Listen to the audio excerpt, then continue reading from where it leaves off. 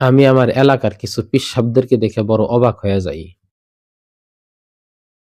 যারা নিজেদেরকে পিশাব দাবি করে, অথচ তাদের না আছে নামাজ, না আছে পর্দা, না আছে হালাল হারাম, না আছে তাদের পরকালের চিন্তা, অথচ তারা নিজেদেরকে পিশাব দাবি করে, তারা মুরিদও বানায়। আমি আমার নিজের এলাকার কথা বলতেছি। খুব অবাক লাগে।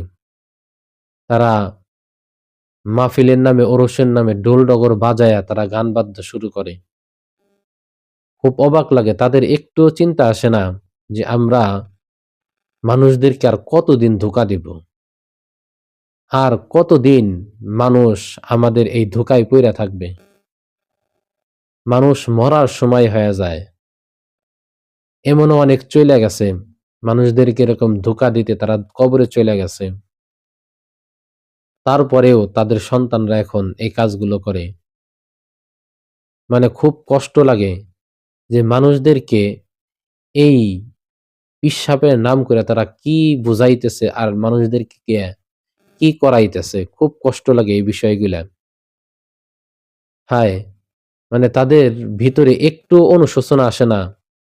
মানে তাদের ভিতরে কি একটুও মানে পরকালের কথা চিন্তা হয় না যে আমরা কি করতেছি, মানুষদেরকে আমরা কি বুঝাইতেছি, আর আল্লাহ কি বুঝাইছে আমাদেরকে? আল্লাহর কাছে তো আমাদেরকে একদিন হিসাব দিতে হবে। তাদের কি একটুও কি মানে চিন্তা আসে না? তাদের কি একটুও মরণের কথা স্মরণ আসে না? আসলে খুব অবাক লাগে তাদের এই কাজগুলা দেখলে। আমার কাছে খুব কষ্ট মনে হয় যে আমি আমার এলাকার কথা বলতেছি। যে কি তারা কি কাজ করতেছে?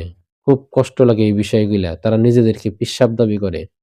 অথচ তারা গুনাহের কাজ নিয়ে সবসময় থাকে। গুনাহের কাজ নিয়ে সবসময় থাকে। আল্লাহ তাআলার কাছে দোয়া করি, আল্লাহ তাআলা যেন তাদেরকে যেন হেদায়েত দান করে। আপনাদের কাছেও দোয়া চাই, আল্লাহ তাআলা যেন তাদেরকে হেদায়েত দান করে। আল্লাহ তাআলা যেন তাদেরকে হেদায়েত দান করে।